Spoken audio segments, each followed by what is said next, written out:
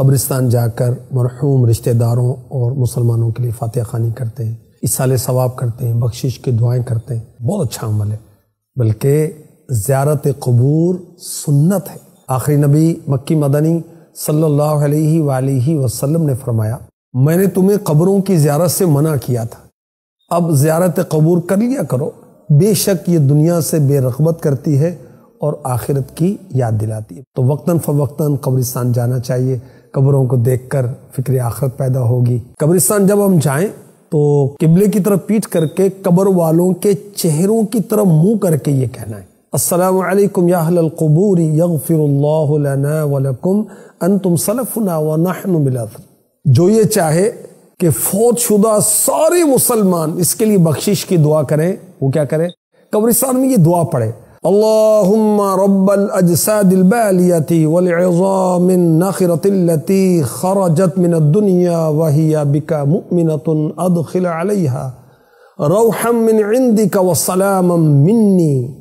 جو یہ دعا پڑھے گا حضرت آدم علیہ السلام سے لے کر اس دعا کے پڑھتے وقت تک جتنے مومن فوت ہوئے سب دعا پڑھنے والے کے لیے دعائے مغفرت کریں گے۔ سبحان اللہ۔ قبر کے پاس بیٹھنا چاہیں تو صاحب قبر کے مرتبے کو ملحوظ رکھ کر ادب سے بیٹھیں۔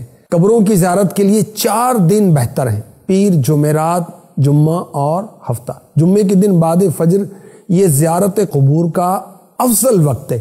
رات کو اکیلے قبرستان نہیں جانا چاہیے، جو برکت والی راتیں ہیں ان میں زیارت قبور افضل ہے، مثلا شب برات وغیرہ۔ اسی طرح برکت والے دن ہیں ان میں بھی زیارت قبور افضل ہے، جیسے عید الفطر، بقر عید، 10 محرم الحرام، ذوالحجہ جو حج کے ایام اس کے 10 دن۔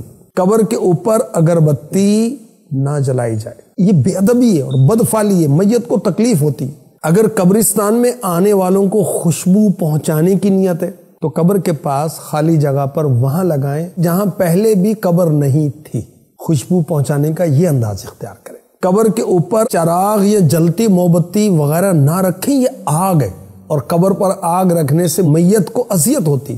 قبر کی ایک جانب خالی جگہ پر موم بتی یا چراغ ضرورتاً روشنی وغیرہ مقصود ہے تو رکھ سکتے ہیں۔ اور خالی جگہ کون سی؟ جہاں پہلے بھی قبر نہیں تھی۔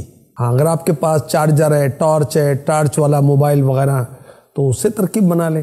اعلیٰ حضرت نے ایک صحابی کا عمل نقل کیا، حضرت عمرو بن عاص رضی اللہ عنہ۔ انہوں نے بوقت وفات اپنے شہزادے اپنے بیٹے سے فرمایا، جب میں مر جاؤں تو میرے ساتھ نہ کوئی نوحہ کرنے والی جائے نہ آگ۔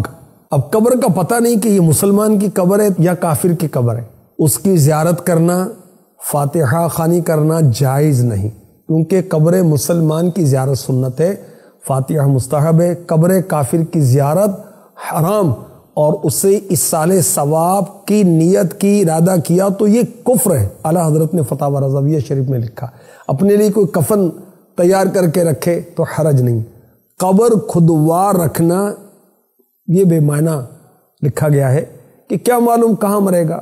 ہوں بار گناہ سے نہ خجل دوش عزیزاں، للہ میری ناش کر اے جان چمن پھول۔